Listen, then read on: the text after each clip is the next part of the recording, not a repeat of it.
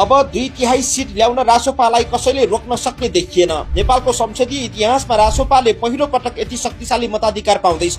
हुन त 2017 सालमा पनि कांग्रेसले 2/3 मत पाएको थियो, तर त्यो जनताका लागि सम्झन लायक इतिहास छैन। न पहिले थियो न निकट भविष्यमा नै हुनेवाला छ। यस्तो शक्तिशाली मताधिकार पाएको रासोपाले चाह्यो भने के गर्न सक्छ त? उसले संविधानको जुनसुकै धारा परिवर्तन गर्न सक्छ। उसले शासकीय स्वरूपमा व्यापक हेरफेर गर्न सक्छ।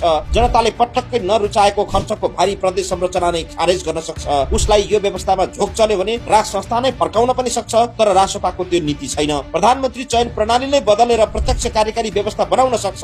सुशासन सुरु गराउनका लागि अवरोधका रूपमा रहेका जुनसुकै अवरोध पनि एक चुटकीमा हटाइदिन सक्छ यदि राष्ट्रिय सभाले साथ दिएको खण्डमा। पहिलो शक्ति त प्रतिनिधि सभा नै हो। त्यसैले यो अभूतपूर्व मतलाई रासोपाले कति प्रयोग गर्न सक्छ त्यो चाहिँ रासोपा नेताहरूको हुकी र विवेकमा भर पर्छ।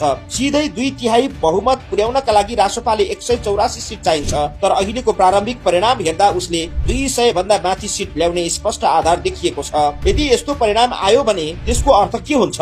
यसको अर्थ हुन्छ संसदमा रासोपाको पूर्ण राजनीतिक वर्चस्व। 275 सदस्यीय प्रतिनिधि सभामा 2/3 अर्थात 184 सिट पुग्यो भने त्यो केवल सरकार बनाउने संख्या होइन, यो देशको राजनीतिक दिशा नै बदल्ने शक्ति हो। 2/3 पुगेपछि रासोपाले एकल सरकार त सजिलै बनाउँछ नै, त्यस बाहेक कानूनी र संरचनागत रूपमा ठूलो निर्णयहरू लिन सक्ने स्थिति पनि आउँछ। आवश्यक परेको खण्डमा संसद मार्फत संविधान संशोधन गर्न सक्ने सामर्थ्य पनि यही संख्याले दिन्छ। त्यसैले धेरै विश्लेषकहरू अहिले एउटा प्रश्न उठाइरहेका छन्, यदि रासोपाले चाह्यो भने देशको शासन व्यवस्था नै परिवर्तन गर्ने बाटो खोलिदिन सक्छ। उदाहरणका लागि अहिले संसदबाट निर्वाचित प्रधानमन्त्री हुने प्रणालीलाई परिवर्तन गरेर प्रत्यक्ष निर्वाचित प्रधानमन्त्री प्रणाली लागू गर्ने बहस वर्षौंदेखि चल्दै आएको छ। 2/3 बहुमत भएमा यस्ता संरचनात्मक परिवर्तन सम्भव हुने चर्चा पनि चलिरहेको छ।